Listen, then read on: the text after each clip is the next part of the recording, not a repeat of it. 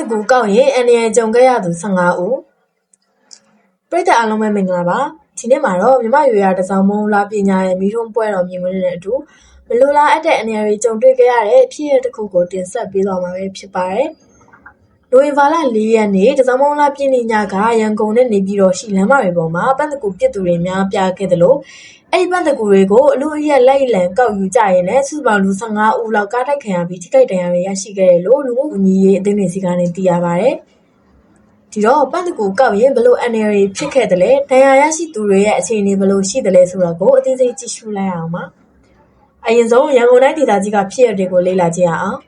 တစောင်းမလာပြင်းညမှာရန်ကုန်မြို့ဒဂုံမြို့သစ်အရှေ့ပိုင်းဒဂုံမြို့သစ်မြောက်ပိုင်းနဲ့မြောက်ကလာပါမြို့နယ်ရဲ့လမ်းမကြီးတွေပေါ်မှာပန်းတကူဖြစ်ကားတွေပေါ်ကနေပတ်စံတွေကိုပြစ်ချတာကျဲချတာမျိုးတွေရှိခဲ့ပါတယ်လမ်းမပေါ်ပတ်စံတွေကြားရောက်လာတဲ့အခါမှာတော့အနီးနားကလူတွေအထူးသဖြင့်ကလေးငယ်တွေလူငယ်တွေဟာလမ်းမလဲကားလမ်းပေါ်အထိရောက်လမ်းမလဲကားလမ်းပေါ်အထိအရောက်လိုက်လံကောက်ယူကြရကနေရင်တိုက်မှုတွေဖြစ်ပွားခဲ့ရတာပါရန်ကုန်မှာတင်စုစုပေါင်းလူ12ဦးလောက်ထိခိုက်ဒဏ်ရာတွေရရှိခဲ့တယ်လို့လည်းသတင်းရရှိပါတယ်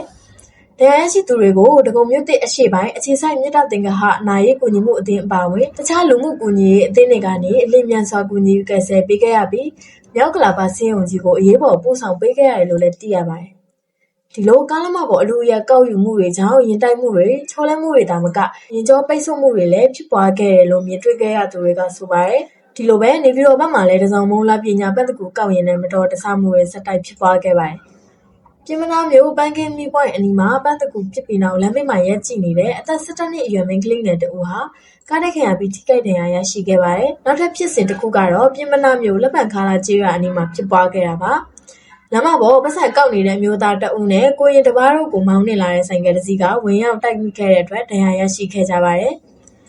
နေပြည်တော်ပြည်စင်တွေမှာဒဏ်ရာရရှိသူတွေကိုတော့မိုးစီဒနာပရဟိတအသင်းပြင်မနာရုံးကနေလူနာတင်တွေနဲ့ကူညီပို့ဆောင်ပေးခဲ့ရပါတယ်။ဒဏ်ရာရရှိသူတွေကိုတော့ပြင်မနာကတိ200ဆက်ပြည်သူ့စေယုံကြီးနဲ့နေပြည်တော်ကတိ1000ဆက်ပြည်သူ့စေယုံကြီးအရေးပေါ်ဌာနအသီးသီးကိုပို့ဆောင်ပေးခဲ့ရတယ်လို့လည်းသိရပါတယ်။ဒီဖြစ်စဉ်တွေကြောင့်နေပြည်တော်မှာစုစုပေါင်း3ဦးထိခိုက်ဒဏ်ရာရရှိခဲ့ပြီးရန်ကုန်နဲ့နေပြည်တော်စုစုပေါင်း15ဦးထိခိုက်ဒဏ်ရာရရှိခဲ့တာပဲဖြစ်ပါတယ်။မြမရွေရရင်ကျင်းမှုဒလိတစ်ခုဖြစ်တဲ့ပန့်တကူပြစ်ခြင်းဟာကောင်းမှုကုသိုလ်တစ်ခုဖြစ်ပေမဲ့ဒီလိုအများပြည်သူသွားလာရလမ်းမကြီးတွေပေါ်မှာပြစ်ချတဲ့အခါအလူအရက်ကောက်ယူမှုတွေကြောင့်မလိုလားအပ်တဲ့ထိခိုက်ဒဏ်ရာမှုတွေဖြစ်ပေါ်လာနေတာကိုဒီနေ့ဖြစ်စဉ်ကနေသင်ခန်းစာယူဖို့လိုအပ်လာပါတယ်။ကားလမ်းမကြီးများအထူးသဖြင့်အရှိန်ပြင်းပြင်းမောင်းနေနိုင်တဲ့လမ်းတွေ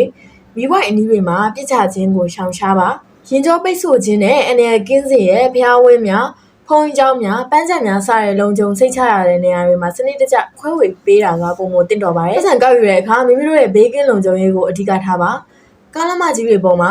အဝေးပြေးလမ်းမတွေပေါ်ကိုပြေးလွှားဝင်ရောက်ခြင်းကားအောက်ဝင်ရောက်ခြင်းမျိုးကိုလုံးဝရှောင်ကျဉ်ဖို့တိုက်တွန်းလိုပါတယ်။မိမိတို့ရဲ့အသက်အနေဟာငွေကြေးထက်အများကြီးတန်ဖိုးရှိပါတယ်။အခုလိုမတော်တဆထိခိုက်ဒဏ်ရာရသူတွေကိုအချိန်မီကယ်ဆယ်ကူညီပေးခဲ့ကြတဲ့လူမှုကူညီရေးအသင်းတွေဖြစ်တဲ့မြစ်တာတင်ကဟနဲ့မိုးစီဒနာအပါအဝင်အားလုံးကိုလည်းကျေးဇူးအထူးတင်ရှိပါတယ်။နောက်နေ့တစောင်းမိုးလာပြည့်နေပွဲတော်မှာဒီလိုမလိုလားအပ်တဲ့ထိခိုက်မှုတွေမဖြစ်ပွားရလေအောင်ပန်းတကူပြစ်သူရောကောက်သူရပါတတိထားဆင်ခြင်နိုင်ပါစေကြောင်းဆုမွန်ကောင်းတောင်းပေးရင်ဒီမှာပဲညီကုန်းချုပ်လိုက်ပါတယ်ရှင်။ကြည့်ရှုအားပေးတဲ့အတွက်ကျေးဇူးတင်ပါတယ်။